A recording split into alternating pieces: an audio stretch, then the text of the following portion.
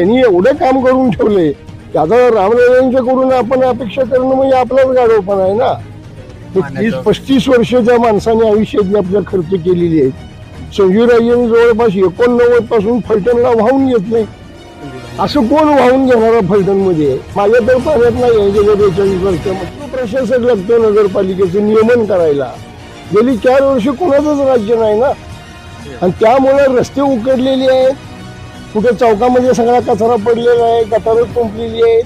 आणि हा थापड आता रामराजांच्या माथ्यावर फोडायचं चाललंय. त्यांनी 30 वर्षात केलं काय? मग 30 वर्षात तुम्ही काय केलं ते सांगा ना तुमच्या पिढीने सुद्धा.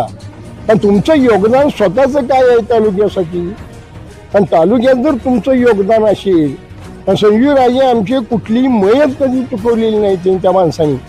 कोणाची वास्तुशांती चुकवलेली नाही, कोणाचं लग्न चुकवलेलं नाही.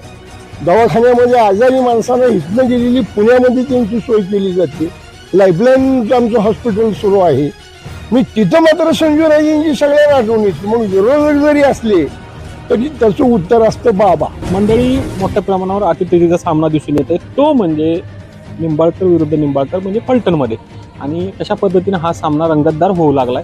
येते 20 तारखेला मतदान आहे आणि 21 तारखेला निकाल आहे. परंतु मोठ्या प्रमाणात आता ह्या थोडे दिवस राहिलेत मतदानाला आणि थोड्या दिवसातच मोठ्या अटीतटीचा सामना आणि रॅलीवर रॅली. आता आपण पोहोचलो प्रभाग नंबर 13 मध्ये आणि इथले आपल्याबरोबर ज्येष्ठ काका आहेत.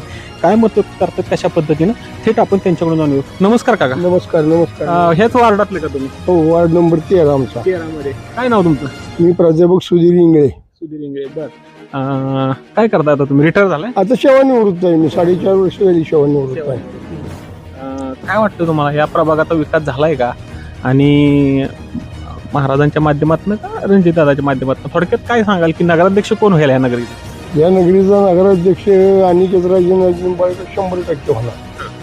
नक्कीच होणार ते. आणि वार्ड नंबर 13 मधले आमचे तिन्ही उमेदवार निवडून येतील की आम्हाला पूर्ण खात्री आहे.